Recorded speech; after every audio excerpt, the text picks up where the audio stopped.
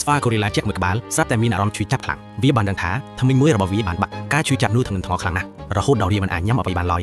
ជាចុងក្រោយវាគ្មានជំរើសអ្វីទៀតទេហើយវាបានត្រឡប់ទៅពិភពមនុស្សវិញដើម្បីស្វែងរកជំនួយ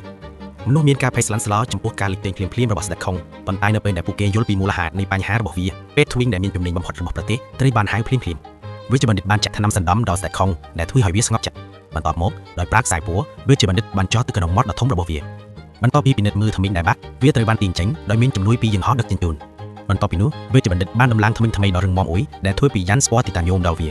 ស្ដេចខុងមានសុភមង្គលយ៉ាងខ្លាំងបន្ទាប់ពីទទួលបានធ្មេញថ្មីពេលត្រឡប់ទៅពិភពរបស់វាវិញវាមានអារម្មណ៍ថាមានក្លិនចម្លែកមួយនៅលើអាកាសបន្ទាប់ពីក្លិននោះវាបានមកដល់កន្លែងដែលមិនស្គាល់មួយដែលវាមិនធ្លាប់ទៅពីមុនមកនៅទីនោះវាបានជួបស្វាតូចមួយក្បាលស្ដេចខុងដែលរស់នៅតែម្នាក់ឯងអស់រយៈពេលយូរមកហើយនៅពេលដែលវាបានជួបនរណាម្នាក់ដែលមានប្រភេទរបស់វាជាលើកដំបូងបានលាតដៃដោយក្តីស្រឡាញ់ជាមិត្តភាពប៉ុន្តែគាត់មិននឹកស្មានថាស្វាតូចនោះនឹងខំគាត់ខ្លាំងហើយរត់គេចខ្លួននោះទេស្ដេចខុងបានដេញគាត់ហើយជាប់នៅក្នុងសំណាញ់ហើយបន្ទាប់មកស្វាប៊ីក្បាលបានវាទៅហៅគាត់ប៉ុន្តែដោយសារកម្លាំងពិសេសរបស់វាស្ដេចខុងបានវាពួកគេយ៉ាងលឿនហើយបណ្ដេញពួកគេចេញស្វាតូចនោះត្រូវបានគេចាប់បានហើយឥឡូវនេះវាត្រូវយកស្ដេចខុងទៅកាន់កន្លែងលាក់ខ្លួនរបស់ពួកគេនៅតាមផ្លូវពួកគេបានឆ្លងកាត់បឹងមួយជាកន្លែងដែលស្វាតូចនោះបានព្យាយាមធ្វើបាបស្ដេចខុងជាមួយនឹងពស់ចាក់នៅក្នុងបឹងប៉ុន្តែស្ដេចខុងបានដឹងពីគ្រោះថ្នាក់រួចហើយវាកំចាត់ពស់ចាក់នោះបានយ៉ាងងាយស្រួលបន្ទាប់ពីនោះវាចង់ចែករំលែកអាហាររបស់វាជាមួយស្វាតូចនោះ